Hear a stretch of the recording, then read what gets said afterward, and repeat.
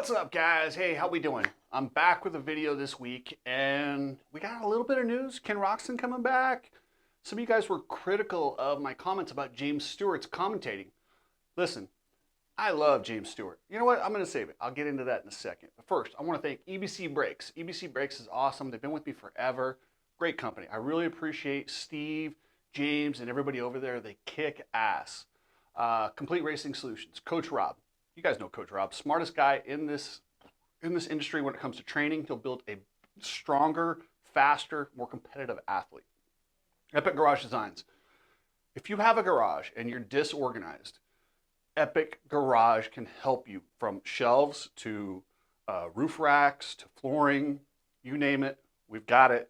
And then also, if you're in the Las Vegas area and you need blinds or shutters, hit up Epic Blinds and Shutters. Strapped. Strapped is the coolest goggle company out there. Chris has just started this company and he is crushing it. Yes, he started with the Let's Go Brandon. It's not necessarily a political statement. It's just like, it's a video. Some people like it, some people don't. It doesn't matter. Just because I have the goggles up here, that doesn't even mean what political party I am. Lighten up, people. Yeah, it is what it is. So let's stop judging people and hating people on their political beliefs, and just enjoy the fact that Ride Strapped has some really cool goggles. Some with just American flags, some with just some other stuff. Chris is a big believer in just sportsmanship and a lot of the things that are really good about the sport. So let's embrace that and just get over this whole Let's Go Brandon thing. So anyway, guys, let's get into this. You need people like me so you can point your fucking fingers and say, that's the bad guy. All right, guys, so James Stewart was on the broadcast. James is awesome. He is very, very good at what he does, and he knows a lot.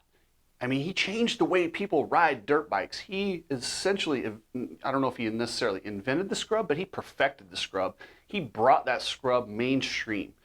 It is one of the coolest things. And the way he rode a bike, I love watching James ride a bike, but he's so talented. Sometimes I don't think he can break it down and analyze it. And that's very common with the greatest of sports. They're so talented, they almost don't understand it as much as, like, when Michael Jordan played basketball, I promise you Steve Kerr could analyze things better than Michael Jordan could, and he has not a quarter of the talent that Michael Jordan has, but his knowledge is higher.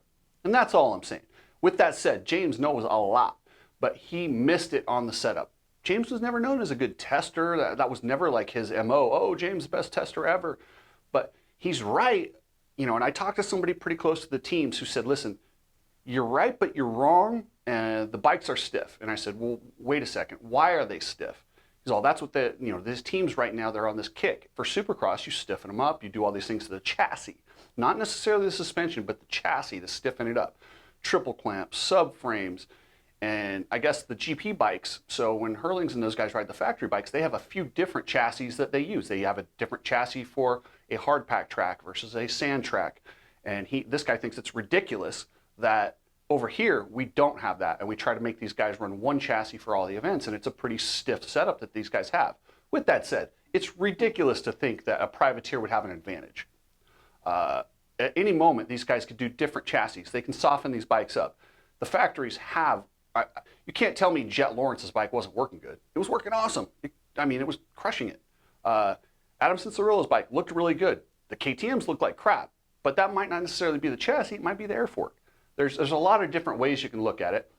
James wasn't necessarily wrong, but if you think I owe him an apology for questioning him, yeah, how about that? Here's your apology right there. And that's not at James. That's at you knuckleheads who hero worship, who won't even question something. Because a guy rode a motorcycle to championships doesn't mean he's unquestionable in everything else in life. And I think James would actually agree with me on that. And that's kind of why I like him in the booth. He comes off as kind of it's crazy to see the greatest of all time. Like, listen, he was better than Carmichael. Carmichael has more championships, but flat out riding a dirt bike, James Stewart was the best that I've ever seen, period. And I'll just leave it at that. He's my number one as far as just, he did things on a bike that we didn't think were possible, and he's changed a generation of riders. Ricky didn't do that. Ricky just hammered it out, got his titles, and went on. James did. James is it's pretty badass, but that doesn't mean you can't question him. And like I said, I think he'd even be okay with it. And speaking of Ken Roczen, we got Ken Roczen coming back. I wonder why. It seems a bit strange, but I love it. I absolutely love that Ken Roczen's coming back. I know he wants to get, I'm sure he wants to get some gate drops before World Supercross, because I think that World Supercross is going to be a little bit harder than it was last year. You got some heavy hitters coming in there. Justin Hill, he's going to be tough. Like, that dude's talented, and that confidence he has rolling off of regular Supercross, he's going to be right there. It's not going to be a cakewalk for Roczen. I still expect him to win it, but he understands how important gate drops are, and I think he sees no negative. If he goes out and gets beat by Jett, no big deal. If he stops Jett, we're all talking about how great he is, and he's the one that stopped Jett. It's a lot to gain and not a lot to lose. So good on Ken Roczen. I'm excited to see that this weekend. The other thing I was kind of bummed out, Jett Reynolds. Poor Jett Reynolds. If you guys haven't followed his story, he's probably the fastest amateur kid that I'd ever seen at Loretta's and some of these places. He was undefeated at Loretta's for like 3 years or something ridiculous.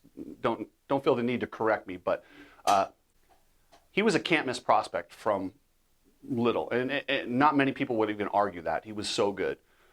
He has had a run of injuries and setbacks that have really put him behind the 8 ball. He came back this summer. He started to look good. He showed some flashes, had some crashes, but then that first turn at Colorado, he hurt his shoulder.